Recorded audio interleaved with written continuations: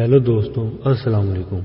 आज हम इटली के शहर पोम्पई के बारे में बात करेंगे, जो कि एक आतिशफिशा पहाड़ के जद में आ गया था।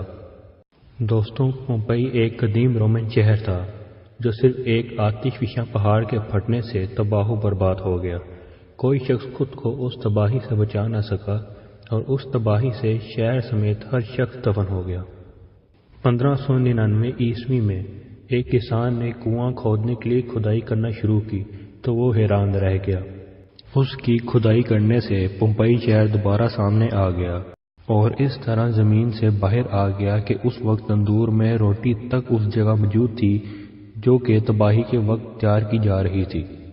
उसके साथ साथ एक शानदार शहर जहां मारूफ बंदरगाह भी मौजूद थी, 2 थिएटर, खेल का वसीह मैदान, मार्केटें, गर्म और सर्द गुसलखाने, शानदार सरकारी इमारतें और कम से कम 90 होटल मौजूद थे। ये शहर सदियों तक कायम रहता अगर ये एक खतरनाक आतिशफिशा पहाड़ के आगे आबाद न होता।